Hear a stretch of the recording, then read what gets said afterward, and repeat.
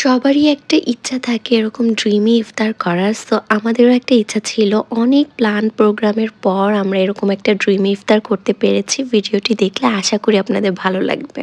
Hello everyone, welcome to my another blog. Dipti সোয়ালজি সবাইকে welcome করছি। অনেকদিন ধরে আমরা অফিসের সব কুইনরা মিলে ভাবছিলাম একটা ড্রিমি ইফতার পার্টি করব, করাই হচ্ছিল না। অবশেষে আমরা প্ল্যান করি যে না, এবার করবই। এই জন্য আমি আগের দিন রাতে ফল কিনে রেখেছিলাম যেন ইফতার পার্টির দিন আমাদের প্যারা খেতে না হয়। আর অফিসে এসে স্বপন ভাইকে দিয়ে ডেকোরেশনের জন্য কলা পাতা কাটাচ্ছিলাম। মানে খুব সুন্দর করে আয়োজন করে গুছিয়ে আমরা একটা ইফতার পার্টি করতে চাচ্ছিলাম। অফিস শেষ করে আমি চলে আসি কেনাকাটা করতে। আরসি হাবিজাবি আদার্স জিনিসপত্রগুলো কিনে নিচ্ছিলাম।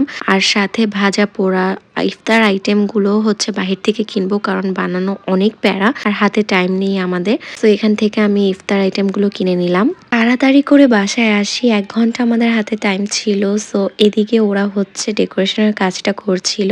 ইফতারটা করা হবে আমার বাসায়, আমার ছোট্ট কুড়ে ঘরে। আর এদিকে রিয়া আপু ওই কিরে কাটছিল, কিন্তু কিরেটা একদমই মধু ছিল না, ছিল হচ্ছে পানসে।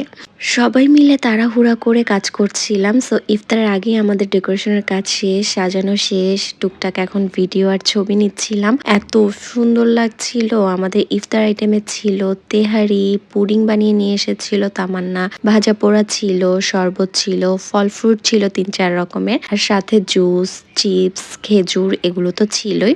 সব মিলিয়ে আমরা যেরকম ভাবে ইফতারটা করতে চেয়েছি আমাদের মনের মতোই হয়েছে, আর সবাই মিলে এফোর্ট দিয়েছি, যার কারণে আরো বেশি সুন্দর হয়েছে। ইফতারের পরপর আমরা একটা ফানি রিলস বানাচ্ছিলাম। কেউ ভাববেন আমরা রোজা না রেখে ইফতার করছি, আমরা সবাই রোজা ছিলাম। ইফতারের পরের ভিডিও এটা।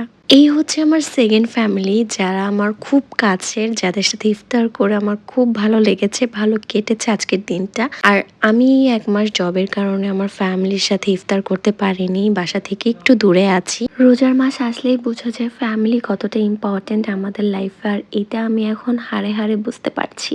যাই হোক, নিজের ফ্যামিলির সাথে ইফতার করতে পারিনি তো কি হয়েছে, সেকেন্ড ফ্যামিলির সাথে তো ইফতার করতে পারছি, এটাই অনেক কিছু। আর ওরা অনেক বেশি ভালো। এই অল্প কয়েকদিনে এত কাছের হয়ে গেছে ওরা। আমাদের জন্য যে পুডিংটা এনেছিল সেটা টেস্ট করছিলাম, এত বেশি মজা হয়েছিল পুডিংটা। থ্যাংক ইউ তামান্না পুডিং নিয়ে আসার জন্য। আর রিয়াপু বাসার থেকে ডিম সেদ্ধ নিয়ে এসেছিল ডিম মশলা খাওয়ার জন্য। ডিম মশলাটা এত বেশি মজা হয়েছিল।